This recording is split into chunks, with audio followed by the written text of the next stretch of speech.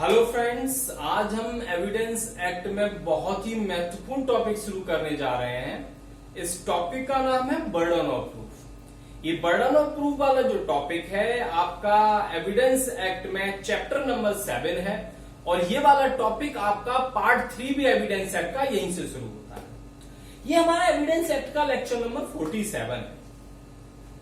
इसमें हम आगे जाने से पहले कि क्या होता है बर्डन ऑफ प्रूफ, हम आपको बताते हैं कि पहले आपने जब शुरू हुआ था एविडेंस, आपने फैक्ट एंड इशू पढ़ लिए थे, रेलिवेंट फैक्ट पढ़ लिए थे।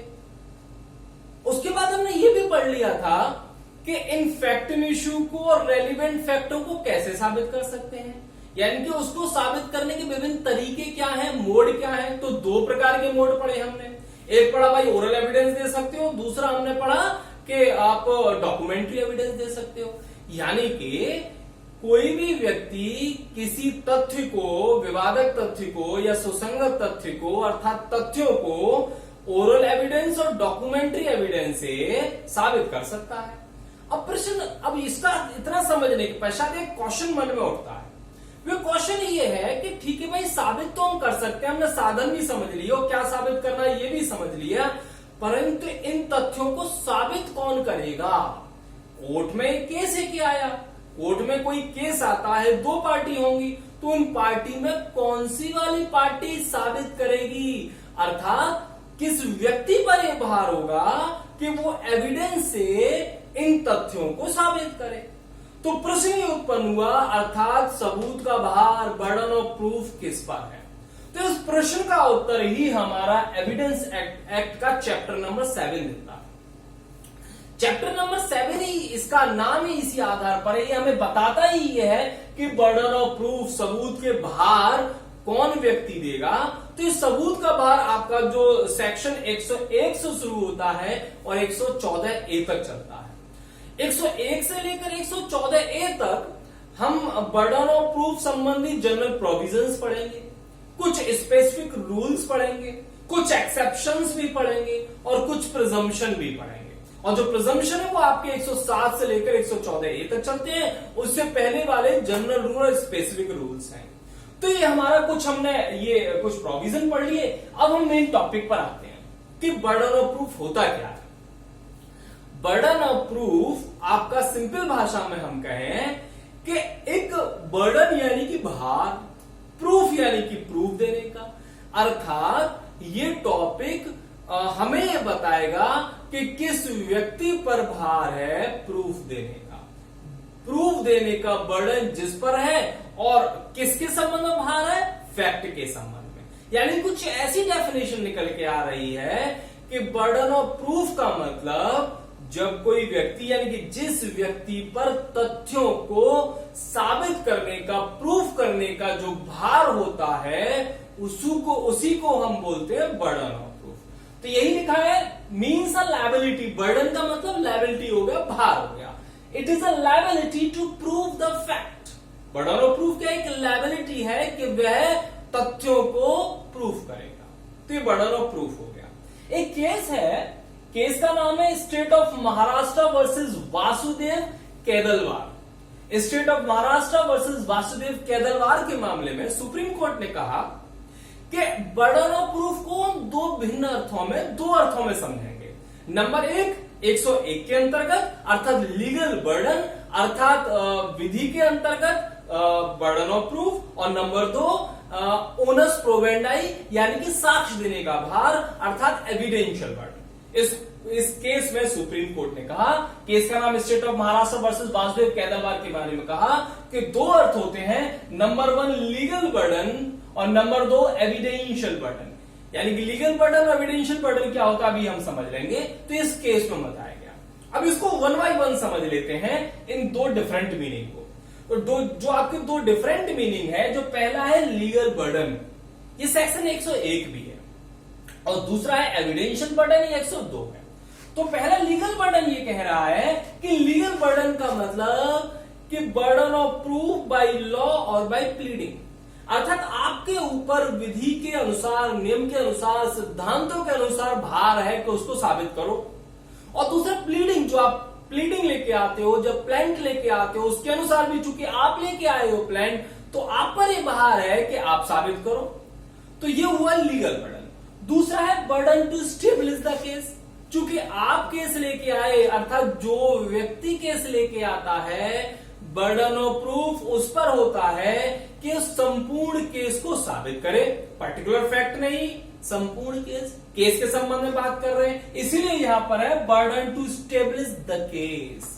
तीसरे में इसको बोलते हैं फैक्टम प्रोवेंडम।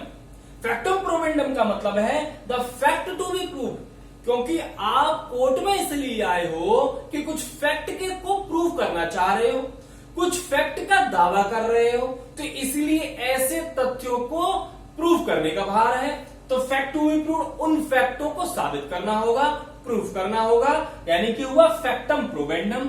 दूसरा, चूंकि आप केस लेके आए हो तो इसलिए केस ही यहीं से शुरू हो रहा है, इसीलिए इसे इनिशियल बर्डन भी कहते हैं, आरंभिक भार भी कहते हैं, क्योंकि आप केस लेके आए। कौन केस लेके आता है? Plaintiff, prosecution, complainant, petitioner. तो जो भी केस लेके आता है भार उस पर होता है। तो वही हमने लिखा burden of proof lies on plaintiff, prosecution, complainant और पिटिशनर। अब चूंकि मैं लेके आया केस, क्या मेरे से डिफेंडेंट पर जा सकता है? वो नहीं जा सकता। कोई केस मैं ही लेके आया तो मुझे ही साबित करना पड़ेगा 101 के अंतर्गत। तो इसीलिए 101 के अंतर्गत जो बर्डन ऑफ प्रूफ है वह कभी शिफ्ट नहीं करता, एक से दूसरे व्यक्ति पर नहीं जाता, स्थिर रहता है। यह है 101 का जनरल हमने समझा। अब 101 के बेरेक्ट में क्या लिखा है उससे भी हम समझ लेते हैं। आप अपने बेरेक्ट को ध्यान से लाइन को पढ़िएगा और हाईलाइट कर लीजिएगा। तो 101 के दो पैराग्राफ हैं। पहला पैराग्राफ ये कह रहा है कि हु डिजायर्स द कोर्ट, जो व्यक्ति कोर्ट से जजमेंट चाहता है, who desires the court to give judgement. दूसरा पॉइंट इसी में लिखा हुआ है who asserts the existence of fact, और जो व्यक्ति किसी तथ्य के विद्यमान होने का, अस्तित्व में होने का दावा करता है, कहता है, उसे ही वो तथ्य साबित करने पड़ेंगे। दो चीज यहां पर पहले पैराग्राफ में दो शब्द बताए। नंबर एक, जो चाहता है, चाहना, और दूसरा फैक्टों के संबंध में असर्ट करना, कहना, दावा करना। तो दो चीज, यानी कि जो व्यक्ति कोर्ट से जजमेंट चाह रहा है, जो व्यक्ति तथ्यों के बारे में दावा कर रहा है कि ऐसे तथ्य हैं, उस व्यक्ति को ही, मस्ट शब्द का यूज हुआ है, उस व्यक्ति को ही साबित करना होगा। यह हमारा फर्स्ट पैराग्राफ था। 101 का दूसरा पैराग्राफ कहता है बर्डन ऑफ प्रूफ किस पर है। 101 का दूसरा पैरा ही ये बताता है कि बर्डन ऑफ प्रूफ किस पर लाई करता है।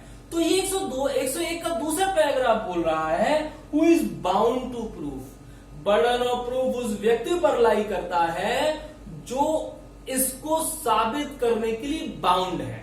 और कौन बाउंड है? फर्स्ट पैराग्राफ में लिखा है, बताया कि जो चाह रहा है कोर्ट से जजमेंट, जो फैक्टों के होने का दावा कर रहा है, वो बाउंड है, और जो बाउंड है बर्डन ऑफ प्रूफ उसी पर लाई करता है। ये हमारा 101 था। अब इसको और एग्जाम्पल से समझ लेते हैं, बहुत अच्छे से समझ में आ जाएगा। 101 का जो फर्स्ट इलस्ट्रेशन है वो ये कह रहा है ए डिजायर्स टू कोर्ट। ए नाम का व्यक्ति कोर्ट से चाहता है कि वो जजमेंट दे। क्या जजमेंट दे, या क्या कह रहा है? B to punish the B. A नाम के व्यक्ति कोर्ट से चाह रहा है कि जजमेंट दे, और वो चाह रहा है कि बी नाम के व्यक्ति को पनिश कर दे। तो यहां पर कौन व्यक्ति चाह रहा है, कौन व्यक्ति कह रहा है? ए। तो बर्डन ऑफ प्रूफ 101 के अनुसार किस पर होगा? ए पर होगा। तो ये आपका फर्स्ट इलस्ट्रेशन था। सेकंड इलस्ट्रेशन भी ध्यान से समझिएगा। सेकंड इलस्ट्रेशन कह रहा है ए डिजायर्स टू गिव जजमेंट। ए नाम का व्यक्ति कोर्ट से जजमेंट चाहता है, और ये क्या कह रहा है, क्या फैक्टों का दावा कर रहा है? That he is entitled to certain land. वो ये कह रहा है कि मैं इस विशेष जमीन का हकदार हूं, और वो जमीन किसके कब्जे में है? बी नाम के व्यक्ति के कब्जे में है। That he is entitled to certain land in the possession of B. वो ये कह रहा है कि भाई जो तुम्हारे, जो बी नाम के व्यक्ति के कब्जे में है, वो मेरी जमीन है, वो मुझे मिलनी चाहिए। और बी क्या कह रहा है? बी मना कर देता है। बी मना कर देता है, वो कहता है कि नहीं भाई तुम्हारी नहीं है। तो इस स्थिति में कौन चाह रहा है जजमेंट? ए। कौन फैक्टों का दावा कर रहा है कि मैं जमीन का हकदार हूं? ए। बर्डन ऑफ प्रूफ किस पर होगा? ए पर होगा। बहुत सिंपल, ये था इलस्ट्रेशन। अब हम बात करते हैं सेक्शन 102 और आपका ओनस प्रोवेंडाई का, यानी कि दूसरे पार्ट का। तो दूसरे पार्ट में जो फर्स्ट पॉइंट है एविडेंशियल बर्डन, यानी कि यहां पर किस बात का बर्डन है? एविडेंस देने का। दूसरा बोला है बर्डन टू एड्यूस एविडेंस, एक ही बात है। तीसरा टर्म इसको बोलते हैं ओनस प्रोवेंडाई। ओनस का मतलब भार, बर्डन, और प्रोवेंडाई का मतलब प्रूफ देने का। अर्थात जिस व्यक्ति पर साक्ष्य देने का भार होता है 102 के अंतर्गत बर्डन ऑफ प्रूफ उस पर लाई करता है। अब आप सोचिए कि साक्ष्य देने का भार किस पर हो सकता है? वो प्लेंटिव पर भी हो सकता है, डिफेंडेंट पर भी हो सकता है। तो वही है, जैसे कि दोनों पर हो सकता है, इसका मतलब 102 के अंतर्गत burden of proof plaintiff, defendant, prosecution, accused किसी पर भी हो सकता है। इसका मतलब एक चीज और समझ में आ रही है कि यहां पर बर्डन एक व्यक्ति से दूसरे व्यक्ति पर जा सकता है, क्योंकि मैंने एविडेंस दे दिया, अब भाई तुम दो, तुमने दे दिया मैं दूं, है ना। तो यहां पर बर्डन ऑफ जो बर्डन है वह एक व्यक्ति से दूसरे व्यक्ति पर जाता रहता है, एक्सचेंज होता रहता है। इसीलिए 102 के अंतर्गत जो बर्डन होता है उसको हम तराजू का नियम भी कहते हैं। तराजू का नियम क्यों कहते हैं? ये 102 पढ़ लेते हैं और समझ में आएगा आपके। 102 ये कह रहा है, बेरख में आप देखिए, burden of proof lies on dead person. Burden of proof उस व्यक्ति पर लाई करेगा हु वुड फेल, जो असफल हो जाएगा। कब असफल हो जाएगा? If no evidence were given on either side.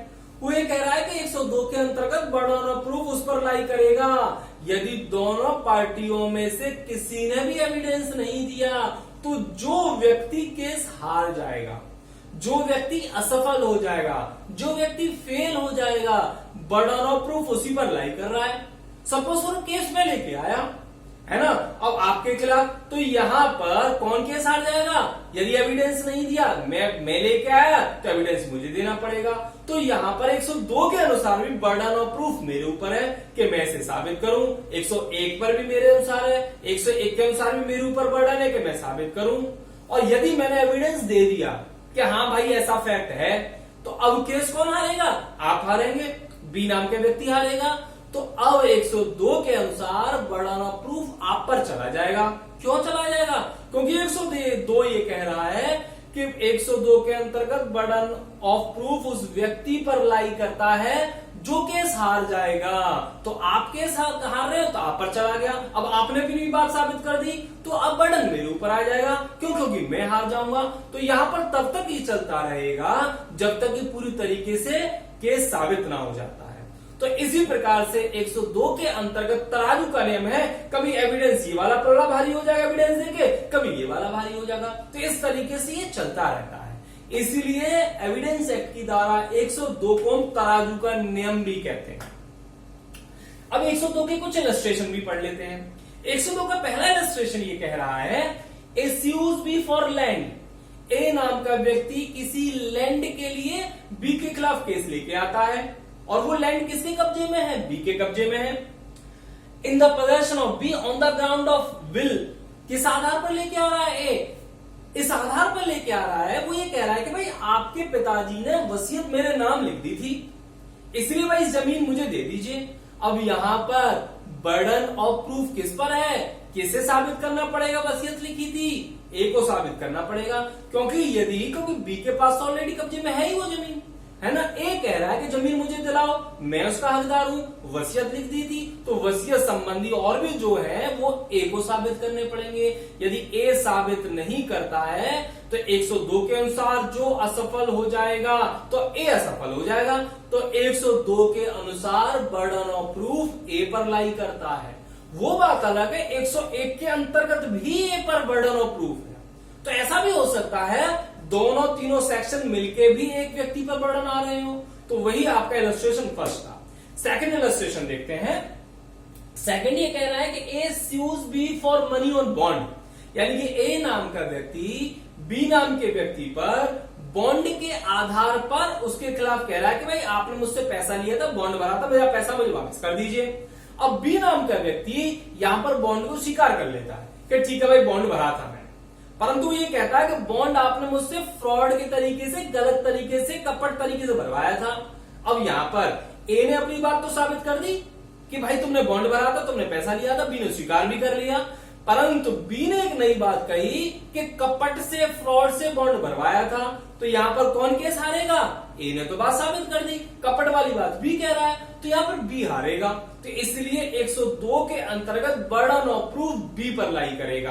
तो ये हमारा स्टेशन नंबर 2 था। कुछ केस समझ लेते हैं। एक आपका केस है आपका K S Nanaji and company versus Jaishankar. K S Nanaji and company versus Jaishankar मामले में कोर्ट ने कहा कि बर्डन ऑफ प्रूफ 101 के अंतर्गत उस व्यक्ति पर होता है जो कोर्ट से डिजायर करता है जजमेंट की, और जो तथ्यों का दावा करता है, असर्ट करता है, जो कहता है कि ऐसे फैक्ट हैं, बर्डन ऑफ प्रूफ उसी पर लाई करता है। तो ये हमारा केस होगा। दूसरा केस है आपका अब्दुल्ला मोहम्मद वर्सेस स्टेट। इस मामले में कहा कोर्ट ने कि बर्डन ऑफ प्रूफ किस पर लाई करता है? प्रोसिक्यूशन पर लाई करता है। बर्डन ऑफ प्रूफ प्रोसिक्यूशन पर लाई करता है और ये शिफ्ट नहीं करता, और जबकि ओनर्स प्रोवेंडाई ये शिफ्ट करता है। ये हमारा केस था अब्दुल्ला मोहम्मद वर्सेस स्टेट वाला। तो ये हमने कुछ केस आपके समझ लिए। उसके बाद हम समझते हैं बर्डन ऑफ प्रूफ क्रिमिनल मामलों में और बर्डन ऑफ प्रूफ सिविल मामलों में। तो पहला क्रिमिनल मामला पढ़ते हैं। जैसे कि आपने इतना समझ लिया, एक माइंड में कॉन्सेप्ट बन गया होगा, आप खुद भी लिख सकते हो, तो भी मैं बता रहा हूं। तो 101 और 102 के अनुसार जो भी है, तो वहां से एक चीज निकल के आती है कि burden of proof initial stage पर प्रोसिक्यूशन पर लाई करता है। प्रोसिक्यूशन को साबित करना पड़ेगा कि एक्यूज ने क्राइम किया है, और बियॉन्ड रीजनेबल डाउट साबित करना पड़ेगा। बिना किसी युक्तियुक्त संदेह के प्रोसिक्यूशन को साबित करना पड़ेगा। और ये किस केस में कहा गया? Jarnail Singh versus state of Punjab.